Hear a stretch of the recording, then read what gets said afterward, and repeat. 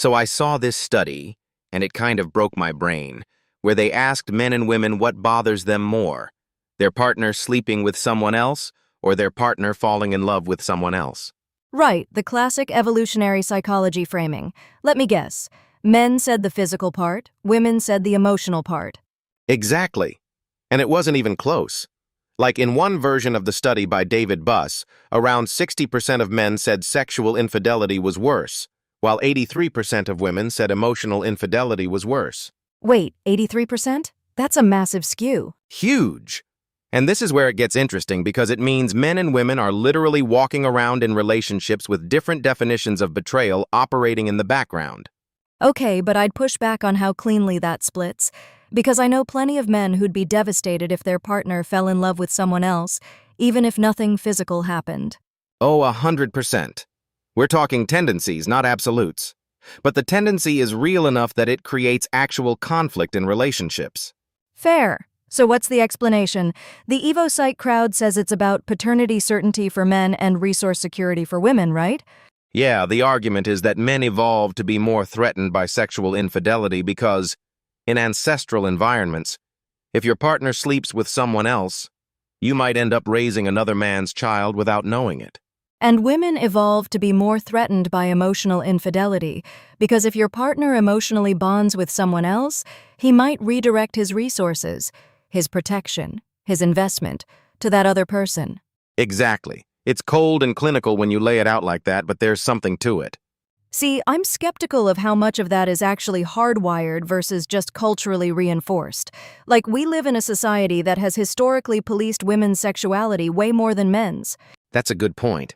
So maybe women emphasize emotional cheating not because of some ancient wiring, but because culture has taught them that emotional connection is their domain, their value in a relationship. I think it's probably both, honestly. The evolutionary stuff sets a baseline and then culture amplifies it or reshapes it. Maybe, but here's what really interests me. The gray areas. Like, is texting someone late at night cheating? Oh, this is where things get wild. Because surveys show women are way more likely to consider things like deep texting, confiding in someone else, or even certain social media behavior as cheating. And a lot of men wouldn't flag that stuff at all. Right. A guy might be like, we're just talking, nothing happened. And his partner is like, you told her things you don't tell me. That is something happening. That's wild because they're both being honest about their experience. Neither one is lying. They just have fundamentally different threat detectors. Yes, threat detectors. I love that framing. And social media has made this so much worse because there are 1,000 micro-interactions now that didn't exist before. Liking someone's photos, watching their stories, DMing. None of that is physical, but it can feel deeply intimate. And here's the thing. I actually think men are starting to catch up on this. Like, younger men seem more attuned to emotional infidelity than previous generations. I'd actually disagree with you there. I think what's happening is that younger men are more willing to talk about it, but the underlying sensitivity might have always been there. Okay, that's interesting. So you think men have always cared about emotional cheating but just couldn't express it? Partly, yeah. Masculinity norms made it uncool to say, it hurts me that you're emotionally close to this other person. So men collapsed everything into the physical because that was the acceptable thing to be angry about. Wait, seriously? You think the whole gender split in the data might partly be a measurement artifact of toxic masculinity? I think it's at least a factor. Not the whole explanation, but a factor. Men might choose sexual infidelity as worse on a survey because admitting the emotional stuff cuts too deep. That's actually a really compelling point. I hadn't thought about it that way. But here's where I think the real problem lives. It's not that men and women define cheating differently. It's that most couples never actually have the conversation. Oh, 100%. People assume their partner's boundaries are the same as theirs. And then someone crosses a line they didn't even know existed, and the other person feels betrayed, and now you've got a massive conflict built on an assumption nobody checked. It's like two people playing the same board game with different rule books. Exactly. And I think that's actually more destructive than the cheating itself sometimes. The realization that you and your partner weren't even operating in the same reality. So the fix, and this sounds so boring and unsexy, is literally just having explicit conversations about boundaries early on.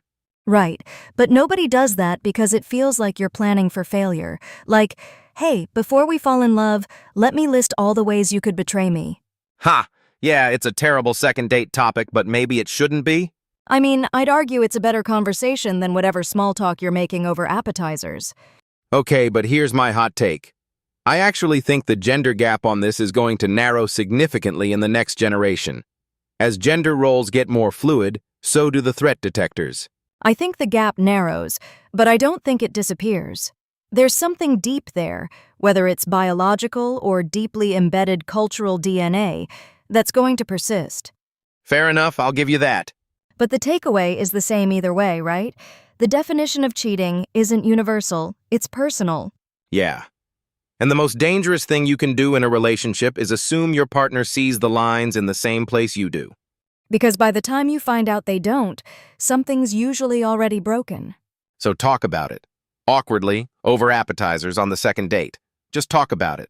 Worst case, you ruin dinner. Best case, you save the relationship.